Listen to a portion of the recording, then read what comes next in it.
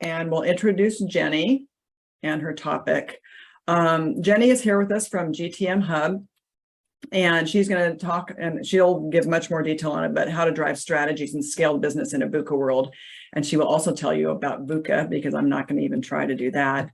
As Jenny states, there's never enough people and money to do everything that a business wants. We have strategies to execute, business objectives to achieve, and metrics to move. Add VUCA into the mix, and then sometimes it can be impossible or feel impossible. So how do we navigate these challenges and succeed? That's what Jenny's going to talk about today. She's going to talk about a guide on approaching events in the 4 VUCA categories, how to start building your modern operating model, and how to use OKRs to help prioritize your portfolio and close the so-called strategy execution gap. A little bit about Jenny. She is a product evangelist at Gtmhub, and she champions their efforts to help customers orchestrate results at scale via the world's most powerful strategy execution management platform based on the proven OKRs methodology. She's the host of Dreams with Deadlines, and in the recap, if you want to subscribe to her podcast, you can give me your email. But she has a podcast about strategy, execution, and results orchestration. For 9 years, she's helped accelerate growth at enterprises such as Microsoft and startups like Wonderlust. And prior to working in tech, she served as an officer in the United States Air Force. Thank you, Jenny. And was a U.S. Department of Defense consultant and a civil servant. And she is currently based in Berlin. So with that, it is all yours, Jenny. Thank you. Glad to have you. Glad to be here. I was telling Laura and Chuck before we started, I was like, I've been working on this talk for 2 months, and it feels good to finally be like, here it is, everybody. So as we talked about, we're talking about driving strategies and scaling business in a VUCA world. And I was like, oh, how are we going to do this? But a little bit more about me, like we talked about the podcast. I advise startups and scale-ups on the side. I've been in product for almost 10 years now. Gtmhub supports over 1,000 customers now, over 100 industries, because everybody and their brother seems to want to use this stuff in 75 countries. And that makes me super excited about working, at least in the last 4 years. I just had my 4-year anniversary on the 1st of October at Gtmhub, but that's enough about me. Let's talk about you all and what's happening in the world. Let's talk about VUCA, right? Here's where we're going to really deep dive today. For those of you who may not be familiar, but I assume all of you are, because you're operators, it's volatility, uncertainty, complexity, and ambiguity. And really, you can think about it on 2 scales. On the one hand, how much do you know about the situation in front of you? And then the other, how well can you predict the results of your actions? Okay. Sorry, go ahead. We good? I heard someone come off. Okay, it was just background noise. Go ahead, Jenny. Okay. Hey, Jenny, I'm sorry. I'm sorry. This is Dawn Wagner. I don't mean to interrupt you. Yeah, I forgive my ignorance, but I don't know what VUCA stands for. Yeah, I should probably, but I don't. So volatility, uncertainty, complexity, and ambiguity. And it's a way to basically talk about how crazy the world is, especially in business. That makes perfect sense now. Thank you so much. Yeah. You're welcome. Yeah, feel free to pop in if you have questions. We're actually going to do a really big deep dive on this. So we have some case studies to work with, and we'll probably even workshop if you have some ideas on, like, we're seeing this kind of complexity, how can we take this approach on that? So cool. The second thing we'll talk about, as promised, is we'll talk about like an operating model. And for you all who are operators, and I used to be a COO in a private life as well, like really at the end of the day, we need to be able to tell everybody this is where we need to go. And we both need to run the business, the KTLOs or the BAUs that keep the lights on, or the business as usual. We got to run the business, but we also have to change and grow the business, which means that we're constantly assessing and adapting what we're doing and aligning the work that we're doing to achieve the outcomes that we intend, right? So we'll talk about the operating model, why that's important. And then the last is, for those who are unfamiliar with OKRs, these are objectives and key results. We'll talk about how OKRs can help bridge that so-called strategy execution gap, why it still exists, even if you're using things. And I noticed that many of you use EOS, for example, the enterprise operating system, or other frameworks. We'll talk about how OKRs are a complement. They're not a replacement for frameworks that you have in place. They really are about being able to align the organization around common goals and to be able to track progress against that delivery. So with that, let's deep dive into why this even matters now. Many of you probably already know, maybe you don't. Maybe you could put it in the chat. Like, did you know we're in a new industrial revolution? We're in number 4 now. We're on number 4. So the first one was really fueled by coffee. I think we got a lot of people to do a lot of work. And then in around the 1870s, it really was about the division of labor and mass production. Then 1969, we saw the third one where we're talking about electronics and IT and automated production. This is where we are now. We're trying to fuse technologies and blur those lines between the physical, the digital, and the biological. That means that we're going to see, and we are seeing, an emergence of investments in artificial intelligence, robotics, Internet of Things, genetic engineering, quantum computing. There's a lot of interesting things that are happening today, and that's really cool. Maybe some of you know this, maybe you don't. We are creating an amazing amount of data across all of these things. We're talking about 181 zettabytes. If you don't know what a zettabyte is, just add 21 zeros after 181. And that is how much data that the world is producing today. And it's being produced in 3 areas. The core is like the data centers, whether they're public or private clouds, on the edge, right? This is cell towers, gateways, offices, all that stuff. And then endpoints, where each of us probably have a mobile phone, we have laptops, and whether you believe it or not, your vehicle is an endpoint. Because if you're driving a Tesla, you're talking about riding on a computer with wheels. Huawei just came out in China with their version, where the operating system is helping you use torque using the computer system to figure out how to have the best handling. It's insane to me that this is happening, but it's very cool. Sad things though, we're looking at a downturn in the economy, right? Like all of the experts are saying, maybe we're looking at a global recession in 2023. Even though we've got all of these rate hikes, right, and interest rates, cool. And this means for 2 subsequent periods, we've seen negative growth. We're not growing in GDP. That's what's happening. And this is terrifying for some people. And so if we looked at the World Uncertainty Index, which is something that the economist folks look at, they track this stuff. If you look at that number that spiked really big, you're wondering to yourself, what is that? It was COVID. It was COVID. And people started to panic a little bit after that. And all of our plans, our strategic plans, kind of probably were thrown out the window when that happened, because we were like, people need to work from home. How are we going to do that? How do we get our operations back online? How do we get people to actually be able to do the things that they do in the office remotely? How do we make sure all our data is secure? Because we're producing all that stuff. It was crazy times in the last 3 years or so. The world is crazy. That's what I feel like we can safely say. And sure, we can say, we need to innovate, or we need to be better prepared, or we need to be more flexible, or we need to whatever. Yeah, this is not really helpful information to say in a VUCA environment because it's not prescriptive. This doesn't tell us what to do. So I would suggest we need a guide. We need a framework to think through the 4 VUCA categories: the volatility, uncertainty, complexity, and ambiguity. Now, some folks, and I'm going to ask the crowd here real quick, how many of you are either in the throes of or about to go through your annual strategic planning, or even your Q1? It's a lot of you, yeah. Because things are nuts does not mean you throw out the strategic plans, but I'm hearing this. Some senior leaders are like, maybe we can only plan for a quarter or a half year. And I'm like, you don't throw out an annual plan just because things are nuts out there. You can't do that. Teams need stability. So we need to discuss then, how are we going to approach this? And so Nate Bennett did some research. He's the professor with the Robinson College of Business at Georgia State University. He also wrote the book, Your Career Game, and Riding Shotgun, The Role of CEO. Highly recommend it. It's a really cool book. He's like, tracking VUCA as the singular thing won't work because each element within VUCA is unique and it requires a different approach, a different intervention. And so he's the one who came up with this framework. And we're going to start with the first one. So volatility. How is this characterized? The challenge is unexpected. It's unstable. You don't know how long it's going to last. It's not necessarily hard to understand, the knowledge you have about it is most times available.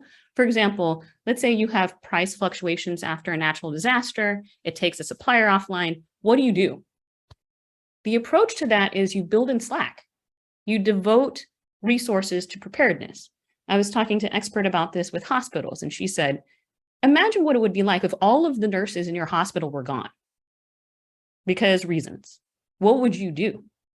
And they have services available that you can pay for nurses to augment your staff and pay insurance for them to be able to come online so that your hospital can continue its operations.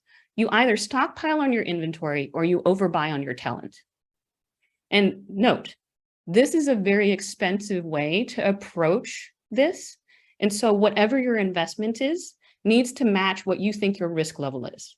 So in the instance, for example, of the microchip, we're going to go into case study time. Microchips are actually very interesting because you can't make them faster. They require crystals, and crystals have a certain amount of time to develop, which I was like, oh, that's interesting. So why are we having a hard time, let's say, in the car industry buying cars? I had a friend talk to me and she's moved to Australia and she said, Jenny, we are on a waiting list to buy a car and it's going to be a year before we can get our Toyota. And I was like, are you crazy? And they're like, no. And the second hand market, so like used vehicles, you can sell a car right now that's used and you could probably get more money for it than when it was new. And the reason why is because there's a shortage. So what are the three things that happened? The first, when COVID happened, car manufacturers said, you know what? If people are working from home, they're probably not going to buy cars because why would they do that? They have nowhere to go. What they didn't know is people didn't want to get on planes or trains or taxis or public transportation because they were afraid. And so people saw an increase in the number of vehicles that were purchased, but they weren't prepared for that. Second, what do you do when you're at home? You want to be entertained. You have kids. They need to watch television or they need an iPad. There was an increase in purchases of personal electronics. Guess what they need? Microchips. Third thing, supply chains. There are people who need to transport stuff, but entire parts of the supply chain were offline because people were sick or the factory was shut down. And so they had all of this supply waiting to go out, but it couldn't make it there. And it was crazy to me to think about. And so combined, all three of these factors led us to where we are today. And guess what the car manufacturers are doing? They're overstocking on microchips in whatever way they can. That is the solution for volatility. Any questions so far? Or comments, or you have examples? All of it is true. Everything you just said is true. I experienced all of it. I mean, we're an electronic manufacturer and we do commercial electronics. So we are last on the list to get microchips. So yeah, truth. It's wild, right? It's so wild. So let's talk about uncertainty. Okay, so we talked about volatility. How do you handle volatility? Slack. You buy slack or you overbuy on stuff because you don't know when something can go off the rails, but you need to make sure that your investment matches your risk. So second thing, uncertainty. So let's say you have no idea what causes this event. You know that change is possible. It's not a given. And the example that this researcher posed was you have a competing product launch, right? It's muddying the future of your business, potentially the market. The approach to overcoming uncertainty is to invest in information. You need to collect it, you need to interpret it, you need to share it, and you need other people to know about it so that you can reduce that ongoing uncertainty over time. An example for this, I think, is the layoffs. This is a really interesting thing in terms of uncertainty. Facebook, as of, what is today, the 7th? So yeah, today, Facebook is thinking about sacking 12,000 employees. That's 15% of its workforce. And they're not the only ones. So it's not just the tech titans, right? This is from layoffs.fyi. This is fresh data. In 2022, 83,713 people were laid off. And like Peloton is on the list. Spotify is on the list. There's a lot of uncertainty around this. Now, who might that affect? I don't know, like recruiters, people who are trying to hire people. Like, what would you do with them? How do you manage this? And I actually was talking to one of our customers who's in recruitment. Their whole purpose for being, their vision is to reimagine the future of recruitment. And I'm asking Jem, I'm like, Jem, what are you doing? And she's saying, we're holding. We're collecting information. We're seeing who's on the market, what we need to hire for, what key accounts might be affected by this. And for those who are affected the most, which seems to be tech right now, we're holding. And we're waiting and we're collecting information to figure out. Because if we let them go now, and then here's the interesting thing, there's a lot of what is called powder in VC world right now, or in private equity. And that really means all of this money that was supposed to be spent and invested in startups and scale-ups and new ventures has not happened because everyone is very conservative right now in investment. They're investing in what they think are surer bets. So that just holds up all of this money, but they're going to have to spend it. And the number one thing that they spend it on is on people. And so if you're a recruitment agency, at some point, you're going to see it come back. You just don't know when. And so that's the game. You're thinking about, what do I do in this environment? And for them, it's really an information game. Where can they put people right now? And then how can they figure out how potentially to cut their rates? And for folks who are thinking about, like, you know, your workforce, like, is this time to go lean? Maybe, because there's uncertainty out there. And here's what's interesting. Your brand reputation right now may not take as big a hit. I know that's terrible to say, but the reality is everyone understands that a lot of businesses are taking austere measures in their organization. One of our biggest, I guess, costs is personnel. Is this an opportunity for us to rethink how we need to be structured to deliver what we believe we need to go for? This is a time where a lot of businesses are thinking through that right now. It's a sobering thing to think about, but it's happening. Complexity, going into the third thing. So in this situation, there are a lot of interconnected things, lots of moving parts, as they say, right? An example is you're deciding that your business needs to break out into a new territory, a new country. It has new regulatory environments, new tariffs, new cultural values. Your approach in an environment of complexity is to bring in specialists to potentially restructure and build up resources that address that complexity. I'm gonna give you an example. I work for this company, as Laura mentioned, Wunderlist. How many of you have heard of Wunderlist? You may not, and that's okay. Yay, a few of you have. I used to work for them. I was their head PM, actually, head product manager. And we launched in China. And it was really weird because we were like, we're from Germany. Why would we launch in China? And it was because we saw that the market looked amazing, that they were welcoming like foreign apps, like they wanted to use other things that were, you know, built elsewhere. And we thought it would be a great opportunity. So we hired a country manager specifically for China. We localized. So you'll even notice like in our UI, our user interface, like we used images that were localized. The language was localized. We sent our engineers to China to test our app behind the firewall to see if it would perform, because our stuff was here in Ireland in terms of our database, and we needed to push all that data forward. Did we see latency? The answer was yes. So we had to get closer to Asia.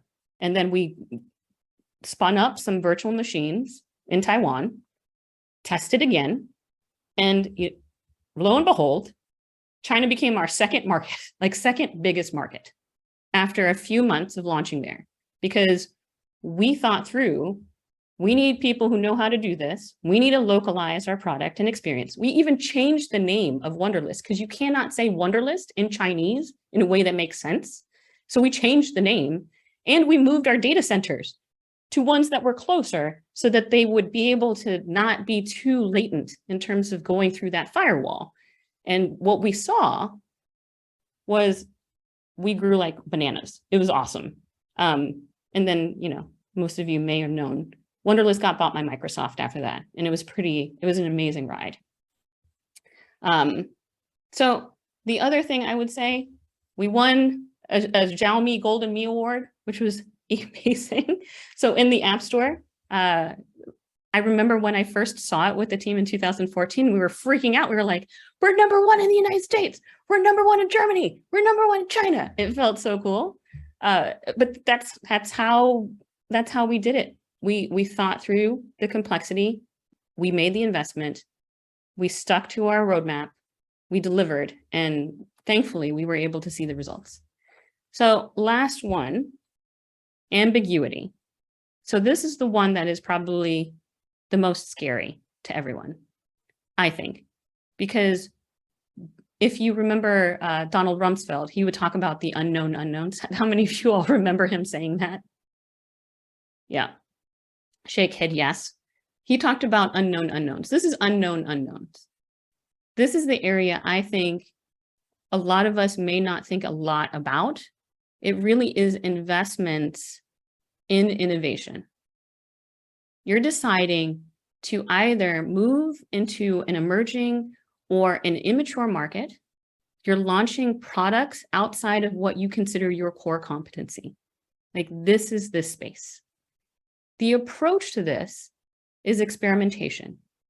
You have to understand the causes and effects based on generating the hypothesis around what it is that you believe will work and testing them. And what you want is lessons learned that you can share and continually iterate upon. This is where maybe even agility can play into the mix. Are you all with me? We good? Cool. So how many of you know about the Apple Knowledge Navigator? Like I actually want to poll people for this. This is interesting to me. It's one of my most favorite things to talk about.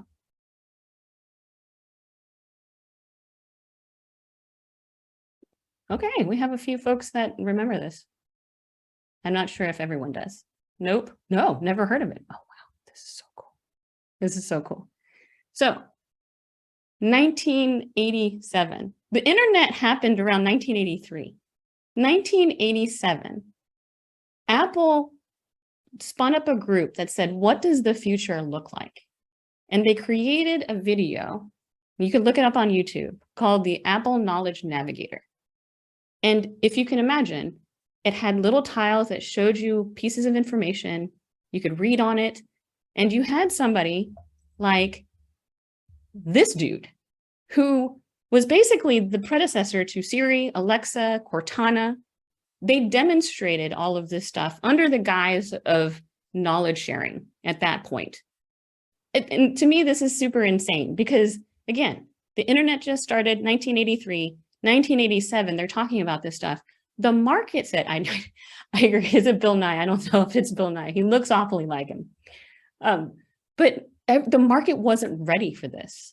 Like they actually got a lot of flack. They were like, you people are crazy. I can't believe you want to do this. This doesn't make any sense. Fast forward to today.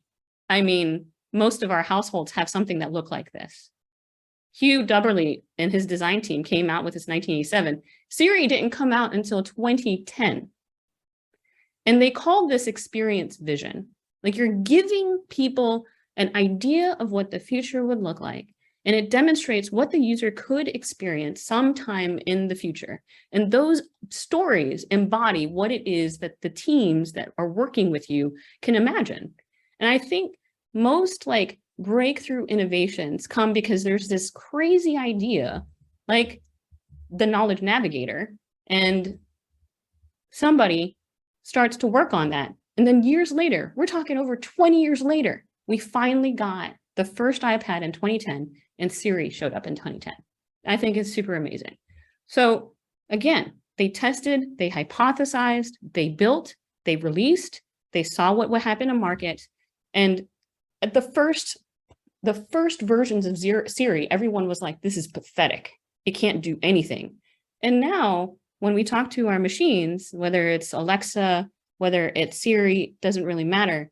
We feel pretty comfortable to be like, what's the weather? Cancel all my meetings. What time is it?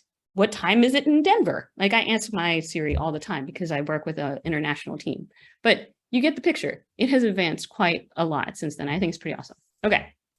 So that's VUCA. Those are the strategies to be able to talk through how it is that we overcome each element of VUCA. So we're going to talk about the modern operating model, which I get really excited about because this is really close to home. This is what we talk about all day long at GTM Hub. The 4 elements to this, like I said, you're defining where the team needs to go. You're both running the business and changing the business at the same time. And you're doing a bunch of that work.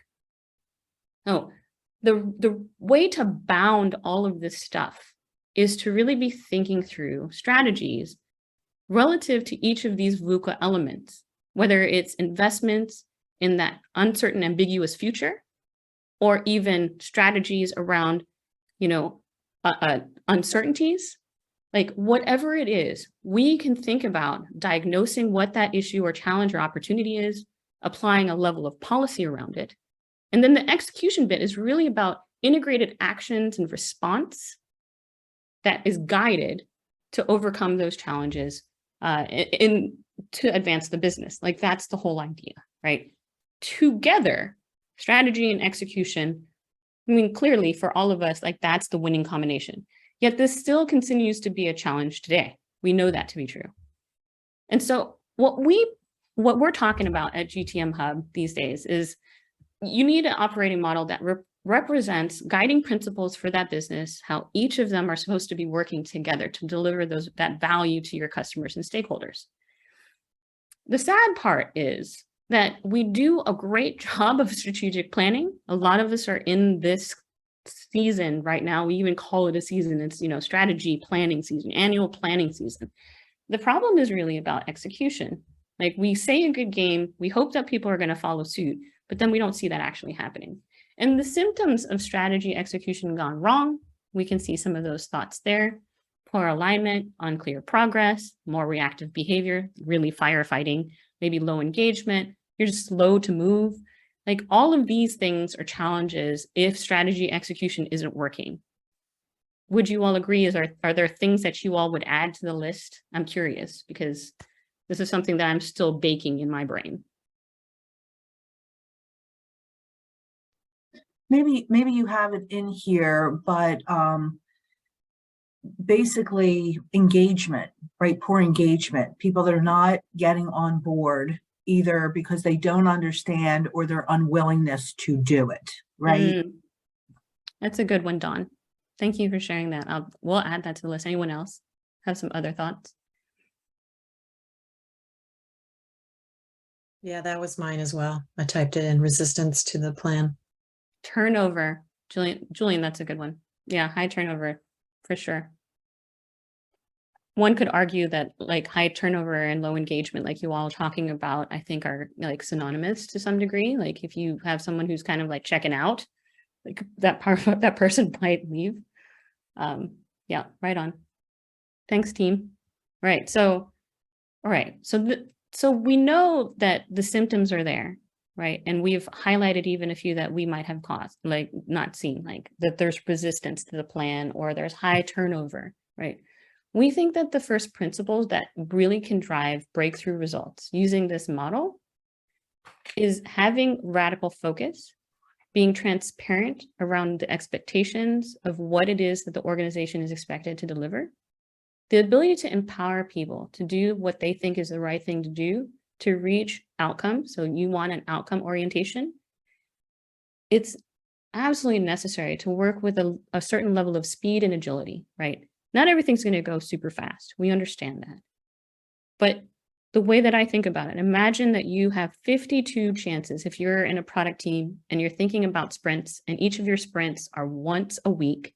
You have 52 chances. And the sad thing is most sprints extend beyond a week to deliver something, but you have 52 chances to test your hypothesis and see if you're right or not. So really, we must be able to adopt a learning mindset. Like this is a shift for some organizations that don't necessarily operate this way, but we think that it is necessary, given everything what we just talked about with the uncertainty in the market. What we saw from COVID, what we saw with the supply chains, like here in Europe, I mean, the sad reality is the conflict is still happening in Ukraine. That has affected a lot of people here. And it will continue to affect a lot of people. And we need to be able to navigate those challenges together. And we need to be able to do that coherently, we believe, in this fashion. So if we took a closer look to this, like what does it mean to really define the destination? It really means that you have a mission, like this is why you exist. You have a vision. We saw this with the navigator, the learning navigator from Apple, like this is what we think the future would look like. You have the underlying culture to support that, right? And when I say culture, I'm not talking about the words that you print on a poster and put on a wall. It really is about who you hire, fire, reward, and reprimand at the end of the day. Like that is what really shapes culture. To be able to understand that everyone has necessary skills and behaviors to both run that business and change that business and do the work to advance it. And that really means a combination of running the business and looking at your health metrics, those KPIs, whether they're leading or lagging. It's really about looking at those, whilst also setting what we're saying, objectives and key results. This is why we see so many businesses adopt this, because they know that they both need to run that business and change it in some material way, and that their work needs to align to that greater purpose, that outcome. Now, I say all this, and this is an imperative. You're like, Jenny, what do you need in order for this to work? You need to have a high trust environment. And the reason why is because if we're talking about ambiguity, the bottom left of the VUCA quadrant that we saw, the way to attack that is through experimentation. Guess what? When you experiment your hypothesis, you're not always going to get the result that you expect. As a product manager, having done this for like almost 10 years now, 1/3 of the things that I'm going to do are going to succeed, if that. And you think about a sales team and we're like sales reps, what does that look like? What does a good win-loss ratio look like? If 33% of your sales, again, that's what you call great, that means like 2/3 of their sales are not going to close win. They're going to close lose. They're trying stuff. And all of this requires a certain level of experimentation, always be thinking about what can we be doing better. And so what we're doing with our organization, and I love this, you may have heard of single loop learning, double loop learning, triple loop learning. We are engaging in these different types of learning. The first one, I think, when you're talking about boots on the ground, people who are actually doing the work, lots of single loop learning is happening. They're making interpretations on stuff. They're making judgments about what they need to do. In the double loop learning, you're talking systemically, you're talking about programs, performance metrics. What gets really exciting when you map this to the modern operating model, you start wrapping context. This is where things get really transformative, because now people are like, this is why our company exists. This is the vision of where we want our customers to go. This is what we say is valuable. Here's the culture that we have built here. Here are agreements and policies that we want to drive. And if we want to simplify this a little bit, single loop learning is really about incremental growth.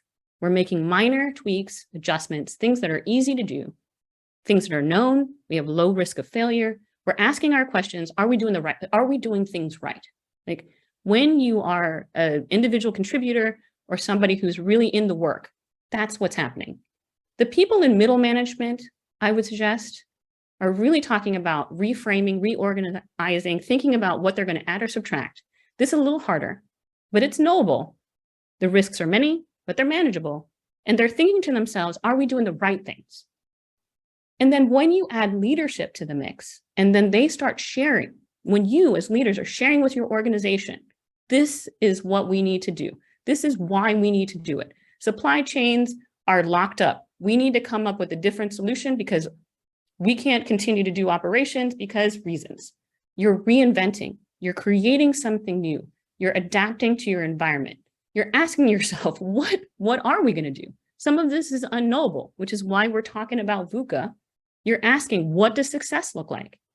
And then what's really exciting is when you get into the triple loop learning and you start to really push this idea through your organization, without you being in the room or any of the senior leaders being in the room, you're helping your people know how to decide what's right because they know the strategic context of the work that they're doing and why it matters to your mission.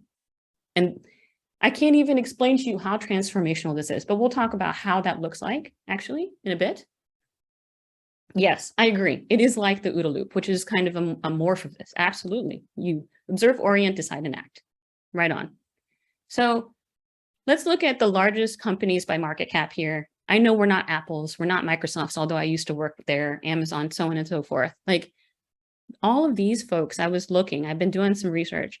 They spend between 5 to 14% of what they've got in the ambiguity space, in experimenting to really advance. And so my thesis is the folks that spend time building the proverbial moat, working in that spot of transformational triple loop learning where you are reinventing or creating something new, you're going to start being more like the market leaders, the winners of your category. That's very important.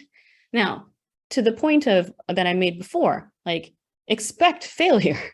Almost just expect it. If you want to embrace it, fine. There's this website that I occasionally go to and there's one for Microsoft, killed by Google, killed by Microsoft. And people look at this and users get frustrated, but they're still using Google. But they've killed 274 projects since this website was created around them. The latest being in 2023 when they killed the Google Cloud IoT core. Like, this is crazy to me, but I love it. And so if you really want to say you're going to reward innovation in your organization where your people are thinking about the systems, they're thinking about how you do things, and they're not taking well, that's how we always did it. You have to be able to reward failure and success equally because you're coming into a sphere where people haven't done this stuff before. And it's exciting, but it's equally scary. And to be able to support our teams to say, hey, it's okay. We bake in a certain amount that we're going to try and we're going to experiment and it may not work out, but here is the good. We will learn, right? Because at the end of the day, like this is what's important to us. We want to increase our revenue. We want to reduce our costs. We want to mitigate risk. And we know that there's really only a handful of ways to do that. You increase the number of customers, you increase the average transaction size of each of those customers, you increase the frequency of transactions per customer, or you raise your prices. That's really how you make money. And there are 4 ways to mitigate risk. You can avoid it, you can accept it, you can reduce and control it, or you can transfer it to somebody else. And reducing cost kind of is self-explanatory. You all work on that all the time. I've had to cut budgets before. You all know how to do that. But this is what's important to the business. Here's the thing. This may not be important or excite everybody on our teams to be like, we're going to make more money this year. They need more purpose than that. And so I would argue this is where OKRs improve strategic execution. Imagine, and this is a true story, if you've read Measure What Matters, or if you've listened to John Doerr talk about it in his book, he was talking to these folks and they were like, we're going to develop the world's most successful browser. We're going to have 20 million active users per week by the end of 2008. We're going to have at least 50 million of active users per week by end of 2009, 100 million by the end of 2010. We're going to develop versions that run on Macs as well as Linux. We're going to broaden distribution deals with our original equipment manufacturers. See, what's interesting about these folks is that they were aware of shiny short-term thinking. They were thinking multi-year on what to do with the browser. And I would argue that there needs to be a cadence for the business to be able to operate. And I stole this from the military because I think this way still. We have different layers of engagement with our teams. The strategic layer, they're thinking about the company mission, how it relates to the outcome of company achievements as a whole. You got the operational layer. They're thinking about employing teams to take advantages where they can by designing, organizing, or having major initiatives and campaigns that run across.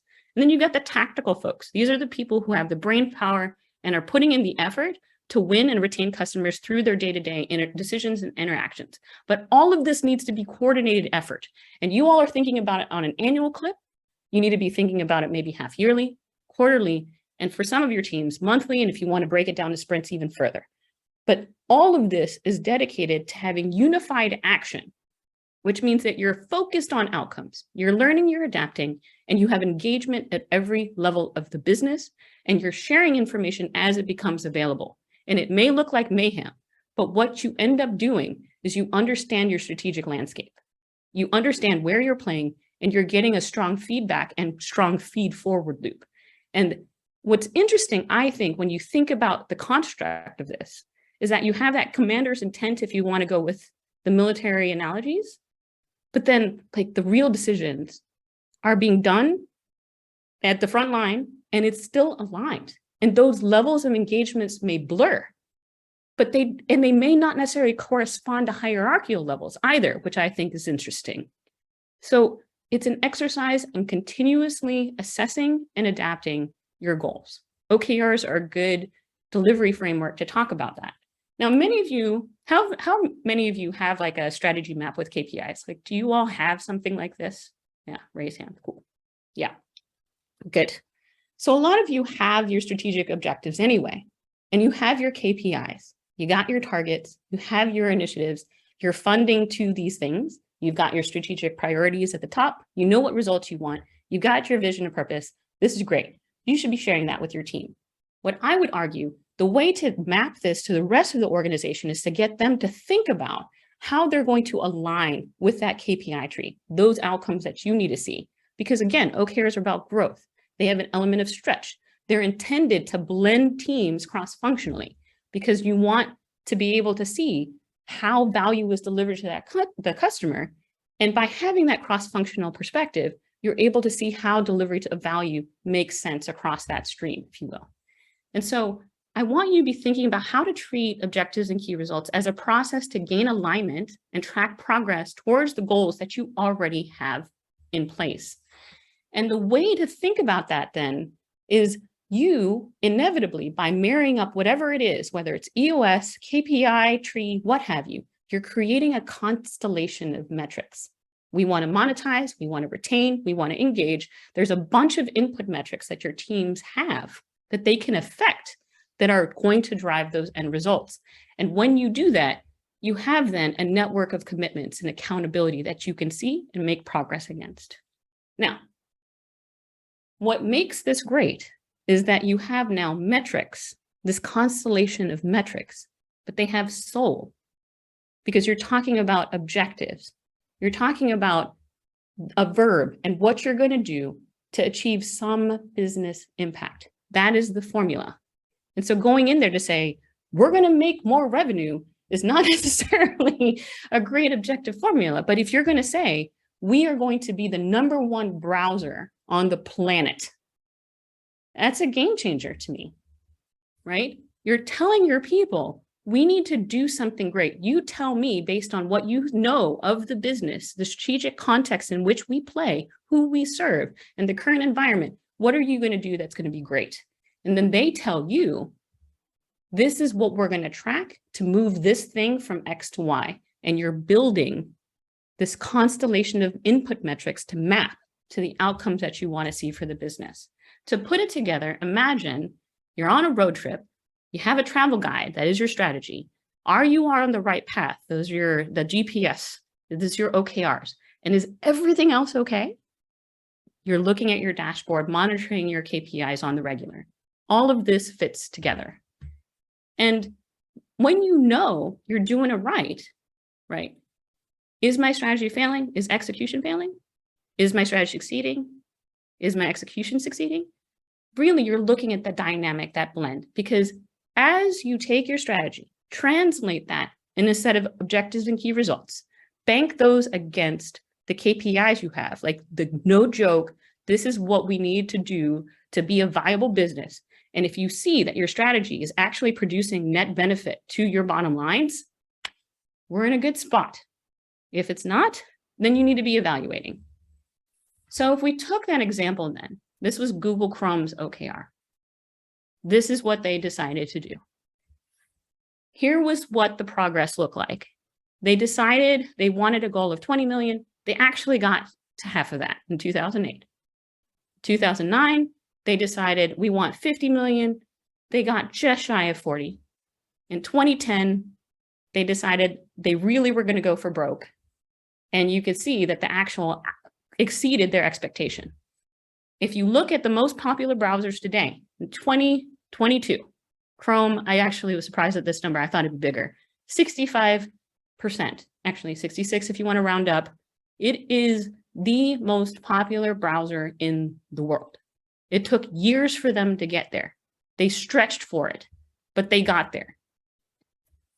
And if you put it together then, right, we're talking short, midterm, long-term, your why, company vision strategy. If you want to talk product, because I'm from a product shop, product vision and strategy. Midterm, you've got your yearly OKR sets. That's stuff that you all would define at the corporate level. You have theme-based roadmap priorities, whatever they might be, by domain. And then you're thinking short-term with your teams. What are you going to do this quarter? How are you going to check in with what we need to do at the end of year this quarter, quarter after quarter, to create a cadence of commitment, a cadence of communication, and a cadence of accountability.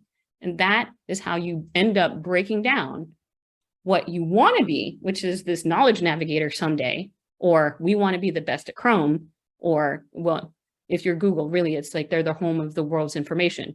But all of this maps back to this is why they exist and what they think the future is going to be like. Now, all that said, we're wrapping up here. Wow, I've sprinted through this. There are 3 instances where you shouldn't do this. 1, you don't need to grow right now. You're fine where you're at. You're in maintenance mode. Cool. Don't do OKRs. It's bureaucracy for you. 2, command and control. If your people don't own their time and they are not empowered to make decisions and experiment because you just don't stomach failure well, whatever, don't do it. You're just going to make them mad. And the 3rd, and this is really, I don't think for this group, but on a whole, when people ask me, well, we're early stage company, should we use OKRs? I'm like, if you don't have a minimal viable product, you don't need to be scaling it. You don't need to grow because you have no product. Get your product. And really in startup land, we talk about 3 phases: idea, minimal viable product, 2, product market fit, scalable sales. That's it. If you're in the first third of that, don't do this. It's too early. It's too heavy. You'll just break. So these are my tips of when OKRs don't make sense to fit within your modern operating model, to map to the frameworks and methodologies that you have currently. That was it. I am open for questions. I really enjoyed talking with you all. I hope this was informative. I went through so much material, I know, but you can hit me up on Twitter at Tujing. I'm Jenny Herald on LinkedIn. If you're interested in OKRs at all, there's a free course that you can sign up for there. And then you heard about my Dreams with Deadlines podcast, where I talk about strategy execution all day long, because that's what I do. I love it. Any questions, comments, things you want to talk about? I thought this was fantastic. I mean, really, really helpful. And personally, for me, it couldn't come more timely. I'm not developing technology in my world, but we are. So I've taken on a new position over the last year with diversity, equity, and inclusion. And I know in some places, everybody's like, yay, and everybody's on board. And honestly, in other circles, everybody's like, I don't want to hear any more about this. Right. Like, I don't want to check any boxes. I don't want to do any more work that goes nowhere. Right. So, you know, I've got the gamut. But really it is a startup. And so, you know, I can only speak for, I work at Wells Fargo. Again, this is my opinion. I'm not representing the opinions of Wells Fargo. But that being said, I said, you know, our biggest challenge is a startup in the sense of, yes, we've always looked at diversity for the last couple of decades. Yes, we've always done work in this space, but it's been more like committee or nice to do's and nice little book clubs and other things. We did not run it as a business. It was not an imperative in the sense of really understanding the dynamics of diversity and really what is the end game? What's diversity? How about if I am a Black gay woman who served in the military and is disabled? Which category do I fit in? So it's really a much more complex category than people ever think of. And so as I developed strategy round 1, right, which was more challenging than you would realize, but these tools really helped me a great deal to remind me of some of the things that I need to organize around as I am currently looking into 2023. I mean, some of the good things that we've done is absolutely divine. What are the metrics? What are we measuring for? What does success look like for us? It's a small group across our whole organizational operation. But going into 2023, we're really looking at what worked well, what didn't work well, what can we change, what can we do cool, what can we be more inventive with, to make sure that everybody, including white men, feel engaged and that they're part of this conversation and driving the whole topic forward. My personal end game on this is that we're not even talking about diversity. We're just humans. We're all in the same boat. That to me is the end game. I probably won't live to see it, right? But for me, that it's not about black or white, woman, man.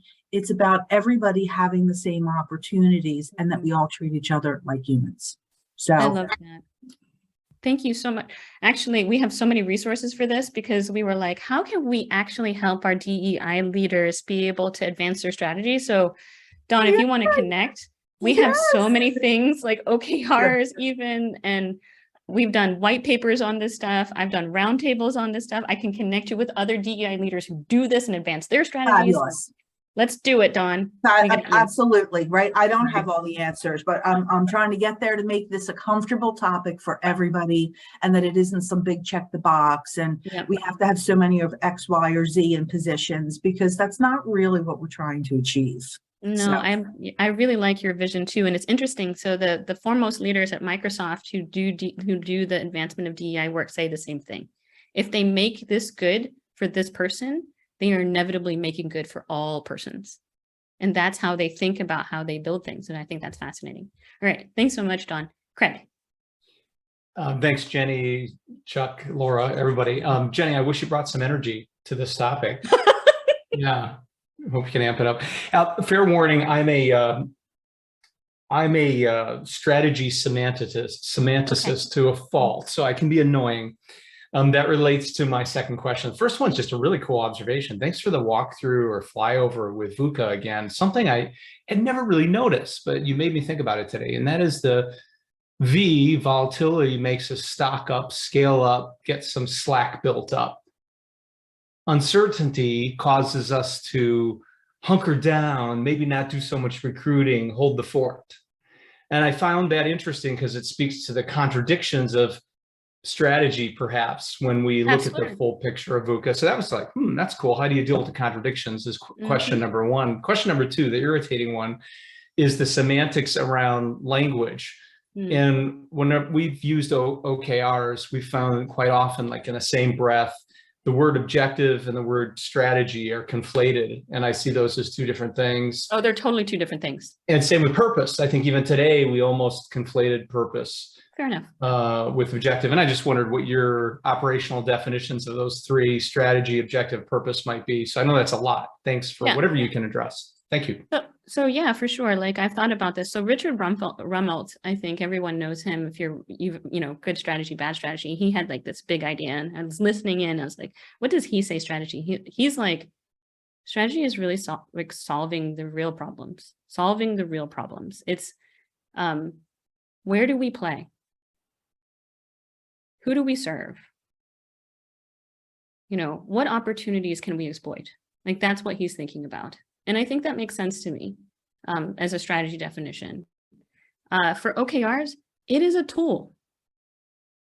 OKRs, objectives and key results, are a framework and tool for alignment behind the strategy. When you have defined, this is our customer, this is our product and service offering, this is where we play in the market. You need to translate that in some meaningful way for your teams to be able to contextualize and align behind. And that's where I think objectives and key results have their time. It is an alignment tool at the end of the day, and the ability to track progress against the goals that you've set for your organization. I think that's it. And then purpose is a higher level thing that sits on top of all of this. And one could argue that everybody has their own piece of what purpose looks like for them. It's like, why am I here and doing this stuff? And I think when you can tell somebody you're doing this right now because supply chains are an absolute wreck and we have cars that need to ship, and apparently our list of buyers now is over a year old, we need to go figure that out. I'm pretty sure if you told that to somebody and they were really excited about being, I don't know, Kia, which by the way is amazing. If you've looked at any of Kia's like electronic car things right now, they're giving Tesla a run for their money. It's amazing. Like you'll get really pumped by that. And then you're like, well, how do I frame this so that I can align everybody and track progress? I'm like, give them OKRs and tell them that their purpose is to go fix that problem at that moment. Or, you know, our purpose as an organization is to be, if you're Mercedes-Benz, we are sustainable luxury. That is our purpose. That is our niche. And you can argue then there's a massive amount of smart work that's happening about what strategy means to get to sustainable luxury, whoever you are. So that's how I feel like they fit together. I think you're right. People conflate OKRs with strategy. Strategy is work. It is hard work to think about where you play. Who are the competitive landscape? How are you differentiated in the market? Is it a holistic differentiator? Is it actually a unique differentiator? You know, is it a comparative differentiator? You got to be thinking about all that stuff that goes into strategy work. But then you got to tell to a team, like, what do we got to do, leaders? I'm like, oh, OKRs might be a good connective tissue as a tool to be able to translate what we're thinking on things that you can actually materially affect. Great. And then your purpose at any given moment really is like, why do you exist? What are you doing? That's why teams have team charters for that matter. It's like, why are you a team? So well described, Jenny. And you know, what's really cool about this too is that when you were asking about your execution gap slide, you know, we think very tactical, we think very metric oriented, very specific ops oriented, and maybe at times forget that the alignment comes from that passion part that pulls things over. You know, I'd like to use the term friction. We were saying, what else might go on the slide? Friction is when people don't have the hard part, they don't feel pulled. It's like, I can have every metric in the world, but if I'm not motivated to do it, and I'm motivated by something meaningful. Yeah. Yeah, absolutely. And the way that I heard recently, which I love, if we use the car analogy, it's like, imagine all of your teams or departments are wheels on a car. If one of those wheels are turned in, is that car going to move? No.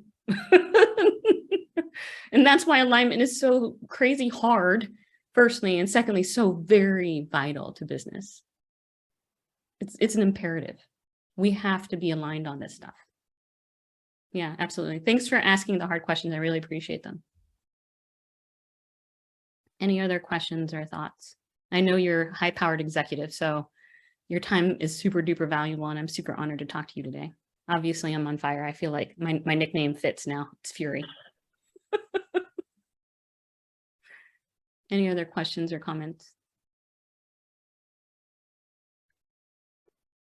I just want to absorb your brain into my brain, and like, so everything just like fits and works as easily as you've been able to express it. So it's amazing. Thanks, Deborah. Yeah. Like, again, I've been working on this talk for like 2 months, just thinking through like, what would be super valuable for an operator? I was an operator. What did you care about, Jenny? Well, very good. Jenny, you know, I know I spent a lot of time here. The apologies, but if you don't mind hitting the VUCA thing, the contradictions in VUCA, when the VUCA picture tells you left and right at the same time. Yeah. I think we have to remember that our teams, like our organization, is not an all or nothing thing, right? Certain parts of the organization may need to lean out because we don't need it right now. And so that's the part where, you know, like when we're thinking about even some of the smaller startups, like I was talking to a startup the other day, they're like, Jenny, you know, what do we do? And I'm like, you don't have a product. Why do you have a sales team? What are they selling? And they're like, oh, I'm like, yeah, you really should think about that. Right. But then you're thinking about stockpiling on other things. It's like, but this other part of the organization is super necessary because they're building it, or, you know, whatever we need. If you're in manufacturing, we need these parts. So like, yes, do these contradictions exist? For sure. But we need to remember that what we're doing is really tuning on every part of the business, again, to develop this like stream of value between the organization, that's you, and the customer.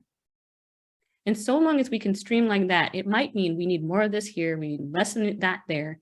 All of these VUCA related things and the strategies around them all kind of lovely blend and blur together to get that string of value, so that at the end of the day, the person who wanted the Kia car will get the Kia car faster. What does that mean for your organization in terms of the materials that you need to invest in, the humans that you need to invest in, you know, the processes that you need to put in place, all of that to get to that end user getting their car faster than what it says on their sheet of paper that said you're going to get it in January 2024. Like, can we get it to them faster? That's the goal, everyone. Let's go. And then all of those contradictions work themselves out because they're not really contradictions. It is levels of commitment across the organization. Hey, Jenny, I just wanted to jump in very quickly. And first off, thank you for an amazing job. You lived up to your call sign, Fury. Or as Josh said, I'm ready to go flip some cars right after this meeting. But I see that some people are starting to drop off, which tells me that there are folks that are probably running a little bit late to their next meeting. So thank you for sticking around, everyone. We're going to try to find a way of getting you more of Jenny in the future. And so expect some emails, those of you that have attended today, on how you can engage Jenny in GTM Hub.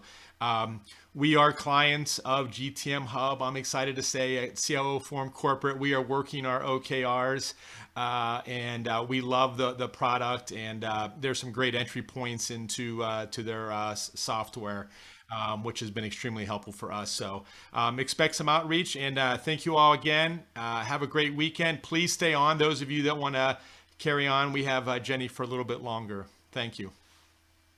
Thanks, everybody.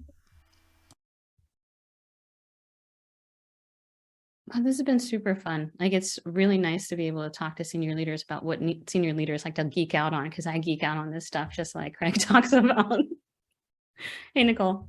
Hey, I've got a question for you. Just like thinking about all this. So love the presentation. I am deep into redesigning our operating model right now, just through our fast growth.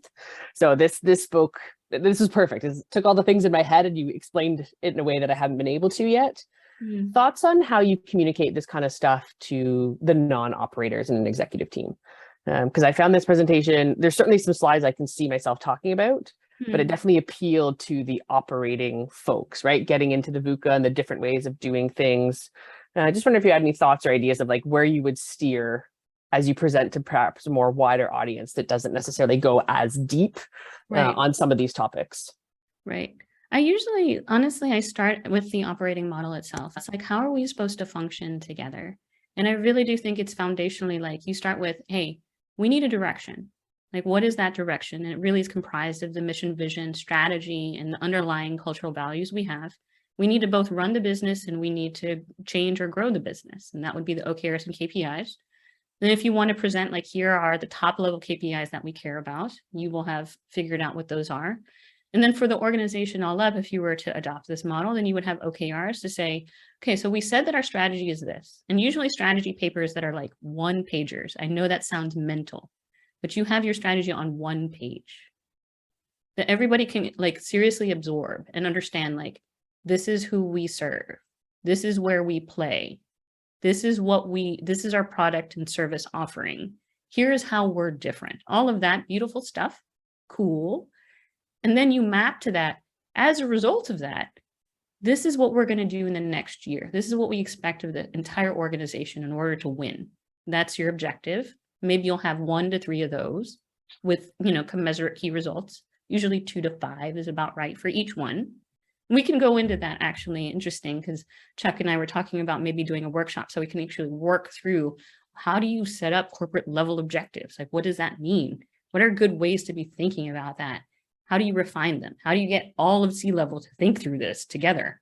That's hard. And have them.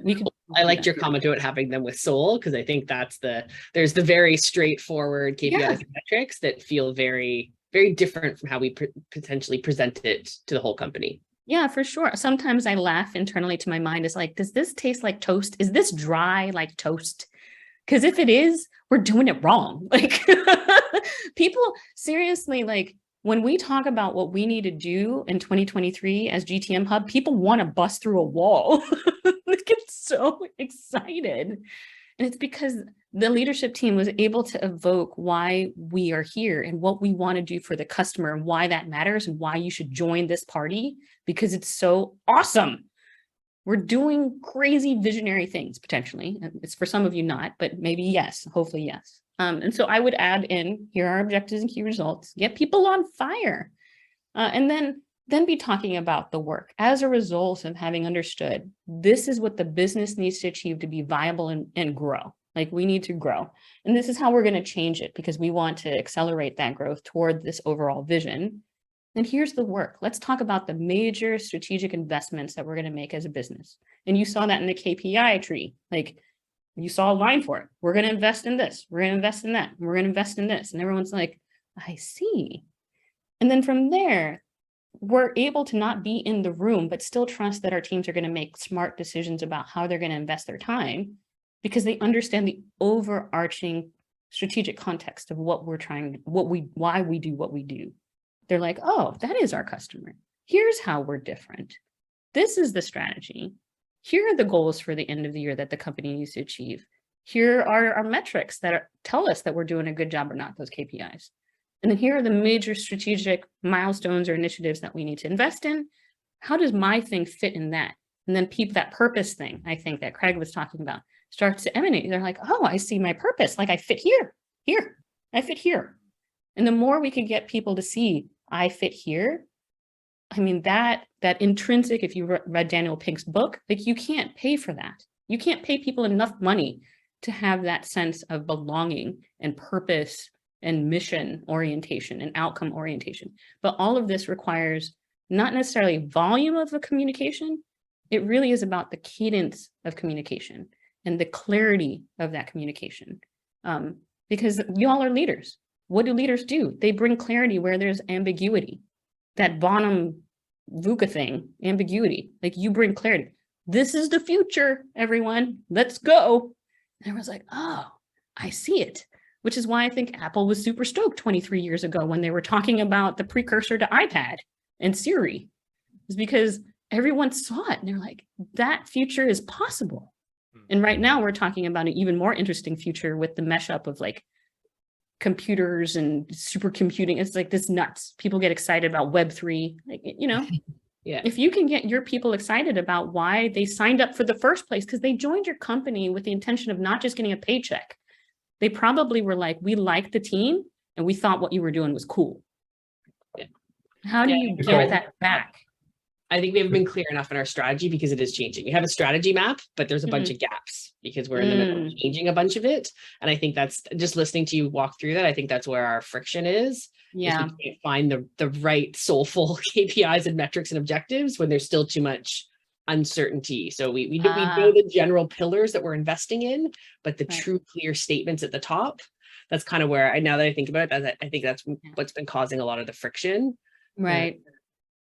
What's cool though is when you fill those gaps in and everyone's like, ooh, what you'll find is everyone's like, gosh, I really feel like the senior leadership team knows what they're talking about here. Because you've thought about it. But that requires, and this is, I know it's hard because we're operators, you need white space. And I feel like a lot of us don't give ourselves enough white space to think through the gaps. What did we miss? And the other thing that I found too, and I think this is interesting, maybe you've read the research, I thought it was cool. 10% of your organization has disproportionate like influence over the whole, 10%, according to organizational network analysis. Yeah. ONA says 10%, which means that there are critical connectors in your organization that are gatekeepers. There are people who like can give you entryway into the rest. There are people who are hubs. They know everything. I don't know how they know everything, but they know who's who. They know who's where. They know who's dating who. It's weird. They're hubs of information. It's nuts. And then you have people that, well, yeah, we'll go with that. So if you can find those people, these critical connectors, and you can ask them, put the strategy map out there and be like, what do you think of this? They will throw out stuff that you're like, oh, we hadn't thought of that. And this is actually what we do at Gtmhub. Like you ask people, like when you need to go for information, who you go to, and they'll tell you. And then you'll see names pop up over and over again, or you can do an ONA, analysis if you want to do it. But then, yeah, Nicole, you invite the conversation. They'll point out gaps after you feel like you flushed down a lot of it. And what's cool is I found anytime you have the folks who are like in the back, like this, resistant, I don't believe it. And you invite that person in the conversation and you get them to like give you input. And then they do that. And you may or may not take their advice, but they were invited into the room. And so they feel super special. Sometimes those people relax the arms. They're like, I didn't believe in it before, but I do now. And they turned now an entire department in your favor. And it's crazy because at first they were like this. And all you did was invite them into the room to look at the thing. And they felt important because they are.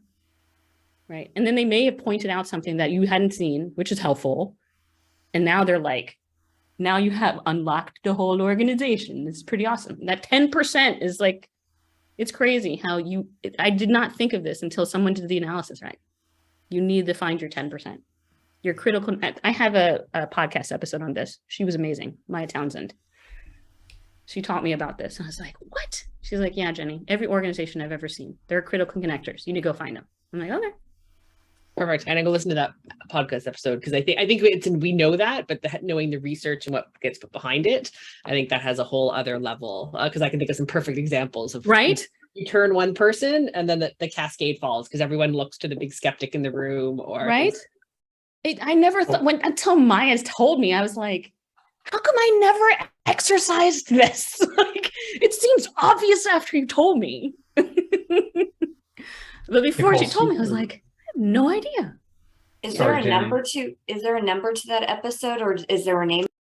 Oh, Chuck, Laura, I will send it to you all, but I don't even remember. I've published like 50 episodes at this point. So, but her name is Maya Townsend. I will send it to the team, and then that will get spread among you all so that you can listen to it, because it's pretty awesome. Maya's super smart. She's been doing O&A analysis for 20 years. So she knows her stuff.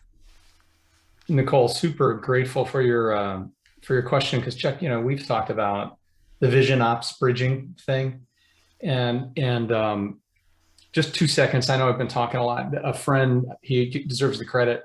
He coined a thing called trim tab leadership. It gets back to the 10% thing. I didn't know quite what a trim tab was until he informed me. A trim tab is the little mini rudder that affects the rudder that affects the ship. So when we look at the ship, we're trying to make big change and we try to move the whole ship, and it all starts with the trim tab, which all speaks to the concept of leverage and the power of the 10%. Cool concept, trim tab. But to your question and comment, Nicole, you take me back, and that's where my gray hair gets even grayer. I think of Jim Collins. He does a good job of taking elusive vision stuff and then bringing it down through BHAG to something tangible. And every time my partner Sue and I are in a gig, we say, well, Jim Collins built to last. And we bring an article from 1996 out there, like, okay, thanks, that's great. But, you do know it's like the 2000s. And so that leads to the question, like, what's different, super different now, Jenny, that will still always rely on Jim Collins and his insight, but, what's different now? What's different now in respect to? Just the whole game of, OKRs go back to, Andy and Intel. And right. Collins goes back 30 plus years. And I'm just saying, geez, especially the last couple, 3 years, has it thrown a wrench or fuel on some of these concepts where it's really certain parts are super relevant now that weren't just even 3-4 years ago. Right. I think some of it, for the first thing, I think OKRs are an evolution of performance management in its core. A lot of people are like, is this net new? No, because as you said, Andy Grove came out with management by objectives. He introduced MBOs at Intel. And then eventually that translated into OKRs, which evolved there. And then John Doerr took that and took it to Google. Here's what's interesting. I feel very biblical here, and I'm sorry to bring the Bible into this, but there's nothing new under the sun. We think there is. We just now have more access to stuff. We have more access to data. We have 5 generations working in the workplace, which is actually new. We have never had that broad of a generational spectrum in the workplace before. I think that's interesting. And that means that people are coming to work with different expectations about what leadership is, what management is, how they want to work, what they perceive work to be. My generation, I was a latchkey kid. We have a different idea of what work is. And then you talk to a young millennial or a Gen Zer and you're like, that's what you think work is? Very interesting. And so I think work approaches might be nuanced, but still people want to go to, at the end of the day, and I was listening to someone talk about this on the podcast again, Jenny, at the end of the day, work is just one part of our lives. For some of this, it defines us, and for some of it, it does not. But on the whole, we go home and we have other lives, and we do other things with families, with friends, whatever. And so the question is, how do you make the time, the tour of duty, if you will, of somebody who comes into the office or doing it from work from home? How do you make that worthwhile? That's not new. Our tactics might be a little bit different now, but the core of it is still the same. We want to go to work and feel good about what we've done. We want to know that it had some sort of impact. We talk about impact. Did we make impact? Well, how can you teach that to people? You can't really teach impact on a KPI, but you can teach impact with an OKR. Here's your input metric. What objective did you want us to support? How did that help advance the business? Here's the fun fact, which I didn't talk about with the Chrome example of Google. The guy who drove that OKR is the CEO of Google. When people ask me, what is the value of an OKR to an individual contributor, to a manager? I would say you give them the keys to think strategically. And that's something that I didn't go to school for. I had to learn. But we have an opportunity to tell like many generations how to think strategically. That I feel like is net new. Like we are more in a coaching environment than we hadn't been before. The other things I would say might be net new. We used to think things very linearly. Things are looped. We know that processes are looped. That's changed, right? So incentives, like why people feel good about their work might, have changed, like how we incentivize and motivate our people. Managers are no longer task masters. They're more like strategic coaches. Here's directionally where you should go. They're having one-on-ones. And I would also say, and this is what's interesting, I think somebody had coined, like we have double burnout on our middle management, because not only are they managing against the expectations and the delivery of the work and the outcomes, they're also managing emotions. There's a lot that happened the last 3 years that rocked us. This person doesn't have a place to work from home because they live with an entire family and the kids can't go to school. And now the manager has to hear about that. We never taught our managers necessarily to be empathetic or compassionate or be therapists for our teams, but to some degree, they probably played those roles in the past few years. And that put a heavy strain on them emotionally, mentally. Like, that's hard. So I feel like there are some things that are foundationally the same. There's nothing new under the sun. I would say there's a lot more difficulty, I think, in navigating the environment today, simply because of the speed at which everything's changing. And the way that everything, and we learned this in COVID, all of us are connected, and that sounds super hippie. But if we look at even the simple example of the microchip, who would have guessed that, this microchip was going to cascadingly affect all of this stuff because these things were disrupted. COVID happened. People were working from home. I want to get out of my house because I'm going crazy and I need a car. I want more personal devices, affects this person downstream. You have like a war breakout in Europe, and that's affecting some stuff because things can't flow through from Ukraine anymore, which is affecting things over there. And now people are going hungry over here. We are super connected in a way that I think we didn't know. And we just found out. And so it's become like a crazy imperative. And the other things, I'm thinking about these days is like, I know I'm going to get political here for a second. Like we're talking about sustainability is the future of business. Like, will we have a viable planet to live on? This is stuff we didn't have to think about before. In Europe, the new regulation is going to come out that you have to disclose against your ESG goals. So that's environmental sustainability and governance related stuff. And the SEC is now doing that in the United States for listed companies. They're going to have to disclose on, making progress against their ESG objectives. Cool. Okay. So that's net new. It's there. Yeah. Like the micro level stuff. All of this can be summarized again in the VUCA, but I've been giving it a crazy amount of thought. The way that we work is not linear. We are not manufacturers, but we still manage as if we were in the first, second, and maybe even third revolutions. We're in the fourth. Our management practices need to change, I think. We need to be thinking about, people are not cogs. We got to treat them like humans. This is why part of ESG, the S part and social, are you treating your employees well? Like that is in the guidance because there are problems there. And if you're thinking about like your supply chains, like who knew that there would be more slaves today than when slaves were actually traded? And now we're going to have governance to make sure that children are not exploited out there to serve some fast fashion industry getting more stuff at a cheaper cost. You know, we're thinking about things differently, I think. And that's exciting, to go back to the DEI kind of related tangential stuff. So I don't know, I have a whole slide on this actually in a different presentation of all of the ways that I've thought about what's the same and what's different. I think what's different is like we are working on being better humans in the workplace. And it's taking a toll to some degree to some people.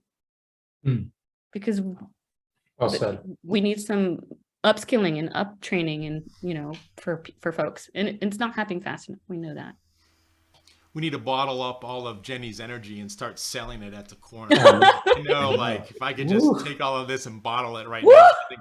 I think when the CEO Forum comes out with a coffee label, we're going to have one of our brands is going to be called Jenny Fury Herald Espresso or something like that.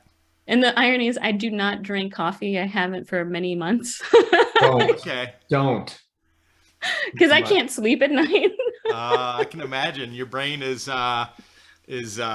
wired for some great thinking, which this has been super, Jenny. I appreciate it. Well, thank you for the question. I really appreciated the back and forth. It was funny because right before I hopped on, Laura and Chuck were like, engage the audience. Is like, I'll do my best. Yeah. Fury Dark Roast. I like that, Matt. Nice. Thanks, Matt. Fury Dark. Was that your call sign in the Air Force? No, actually, everyone thinks that I flew, but when I sat in a plane, they're like, "We don't make booster seats, LT," and I was like, "Thanks, guys. Thanks. Thank you. I can't see over the heads-up display. I know that. Thank you. Funny. Appreciate it. Love it." Hey, Jenny, you mentioned the auto industry a number of times. And I'm surprised you didn't bring this up, and maybe it's not something that's come across your radar. So this is the first time in history that the auto industry is in direct competition with consumer products. Yes. Because those two things have always historically been separated. That may be something you want to add to your presentation, that I love a lot of people don't put those two things together. Because I mean, they're all vying for the same chips, right? And that's the first time in history that the auto industry has been in competition with specifically the consumer market.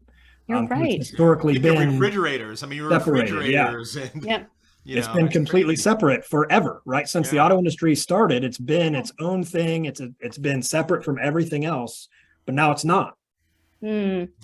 So that's another kind of element that, because people throw out like, oh, supply chain's a mess. I'm like, no, supply chain's trying like hell to keep up. They're trying like it's really hard. Yeah. They're trying so hard. And then you add the regulatory pressure of scope 3 emissions from ESG, and it's making it even that much harder because like we know that most of that's like freight in the air. Yeah. Like that's what's causing this stuff. Yep. But we need to get the things to the people who will manufacture it. How are we supposed to fix that problem? You know, and I'm like, I don't know. Yep. I just know it needs to be solved. That may be something that adds another layer, you know, into it. the idea of, you know, the auto industry is massive impact, but now it's impacting consumer electronics because they're vying for the first time in history. They're vying for the same components. Well, and the reason why, and I think a lot of people don't think about that, is every company now, whether you like it or not, is a tech data company. That's where we're going. Yep. And maybe, you know, Craig, I don't know if you think about it this way, but I do. Like everyone's like, Domino's sells pizza. I'm like, no, it doesn't. It does not sell pizza. It is a data company first. It happens to sell pizza. Yeah. They have so much information. It's bizarre. McDonald's as well. They actually bought an AI company, believe it or not, because they wanted to make their drive-through intelligent. Because why do you need somebody to do that if all of this could be automated and text-to-speech voice, and then it captures the thing, transcribes it, tells the other machines in there, the humans make the stuff, punch it out, and you're done. Like, how much faster can you do that? How much more revenue can you make as a result of making all of that seamless? It's nuts out there. But like, who knew we would all have computers in our pockets, computers in our hands, and be riding in computers? That is literally what has happened.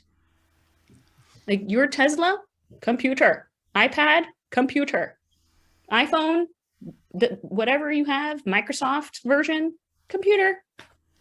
That's why we're consuming so much zettabytes of data, which is insane.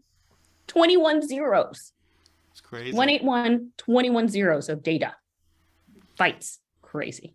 Suzanne, one of our newest members from Boston. You wanna close us out with a thought or a question? So glad to see you on the call today. Oh, thank you for the nice welcome.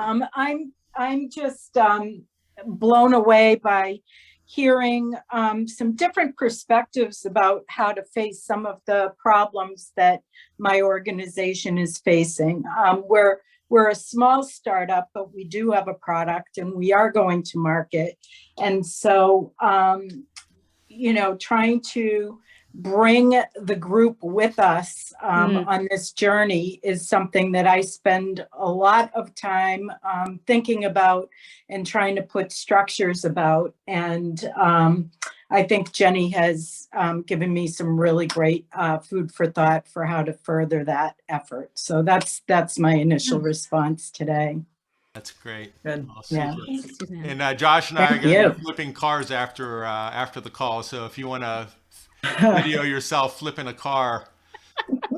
But no, thanks everyone. I appreciate it. Again, thanks so much for being generous with your time, Jenny. And I'd love to, if Laura, Jenny, and Matt could